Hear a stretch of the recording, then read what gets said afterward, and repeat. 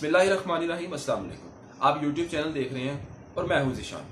Viewers, آج کی video میں آپ سب لوگوں کے ساتھ نبی پاک صلی اللہ علیہ وآلہ وسلم کے ایک ایسے اقدام کا ذکر کرنے جا رہا ہوں جس کے بارے میں بہت کم لوگ جانتے ہیں۔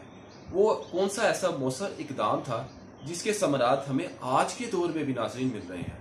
تو یقینی طور پر اب آپ لوگوں کو بہت تجسس ہو رہا ہوگا کہ وہ ایسا قدم وہ کون سا تھا آپ سرکار صلی اللہ علیہ وسلم کا جس کے ثمرات ہمیں آج کے دور میں بھی مل رہے ہیں۔ تو بغیر وقت ضائع کیے میں آپ لوگوں کو بتاتا چلوں کہ وہ اقدام تھا آپ سرکار صلی اللہ علیہ وآلہ وسلم کے 7 خطوط جو آپ نے اپنے دور میں مختلف بادشاہوں کو اور مختلف لوگوں کو لکھے۔ تو اس ویڈیو میں ہم ان خطوطوں کا ذکر بھی کریں گے اور اس کے ثمرات کا بھی ذکر کریں گے اور آگے مزید کچھ باتیں بھی کریں گے۔ تو سب سے پہلے میں آپ لوگوں کو بتاتا چلوں کہ بہت کم لوگ جانتے ہیں کہ ان خطوطوں کے اندر کیا مواد تھا، کن کو لکھے گئے، اور آج کے دور میں ہمیں کیا اس کا فائدہ ہو رہا ہے اور آج کی دنیا میں مسلمان کیسے اس کا فائدہ اٹھا رہے ہیں۔ تو میں اس سلسلے میں آپ کو بتاتا چلوں کہ آپ سرکار صلی اللہ علیہ وآلہ وسلم کا جو سب سے پہلا جو خط تھا وہ آپ نے لکھا بادشاہ کیسر روم کو، اور اس میں آپ نے کہا کہ اللہ تجھے دگنا انعام دے گا اور تو اسلام کی طرف آ، ورنہ تیری رایا کا گناہ تجھ پر ہوگا۔ اسی طرح آپ سرکار صلی اللہ علیہ وآلہ وسلم کا دوسرا خط ہرمز نوشیروان خسرو پرویز آف ایران کو لکھا گیا، اور اس میں بھی آپ کو کہا، آپ صلی اللہ علیہ وسلم نے خسرو پرویز کو کہا کہ شرک چھوڑ دے اور اللہ کی طرف آ اور محمد اللہ کے رسول ہیں۔ اسی طرح آپ سرکار صلی اللہ علیہ وسلم نے تیسرا جو خط تھا وہ نجاشی بادشاہ کو لکھا۔ چوتھا خط جو تھا وہ آپ نے مکوکس کو لکھا اور کہا کہ اللہ کی طرف آؤ اور اسلام قبول کرو۔ اسی طرح خطوطوں کی بات کا آگے ذکر کرتے چلے، آپ سرکار کا جو 5واں خط تھا وہ آپ نے خوزہ بن الحنفی کو لکھا اور کہا اور فرمایا کہ خدا کی طرف آؤ۔ چھٹا خط آپ سرکار کا کس کو تھا وہ میں آپ کو بتاتا چلوں، وہ آپ نے لکھا منظر بن ساوی کو اور فرمایا کہ اسلام قبول کرو۔ اور آپ سرکار صلی اللہ علیہ وسلم کا 7واں اور آخری خط وہ آپ نے والیان عمان کو لکھا اور انہیں دعوت دی کہ اسلام کی طرف آؤ۔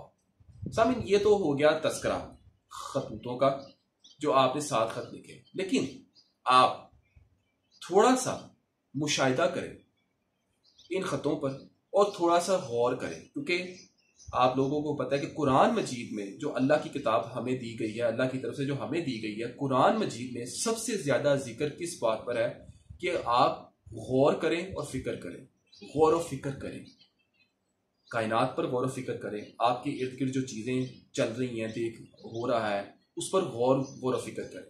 تو اگر ہم ان 7 خطوں کی بات کریں، تو اگر آپ ان لیٹرز پر غور و فکر کریں تو کیا آپ کو یہ نہیں لگے گا کہ یہ آپ سرکار صلی اللہ علیہ وسلم کی فورن پالیسی تھی یا خارجہ حکمت عملی نہیں تھی؟ کیا یقینی طور پر یہ آپ سرکار دو عالم صلی اللہ علیہ وآلہ وسلم کی خارجہ پالیسی تھی، جو آپ نے بڑے ہی زبردست طریقے سے اس کو جو ہے امپلیمنٹ کیا۔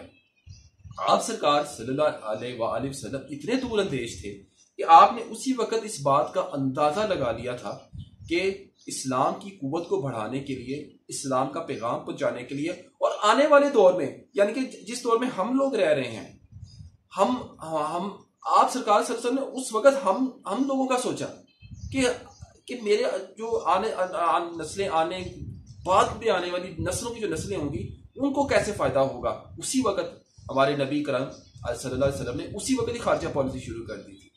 تو میں آپ کو بتاتا چلوں، ان 7 خطوطوں کے ذریعے آپ نے اسلام کی قوت میں بے پناہ اضافہ کیا۔ آپ سرکار آپ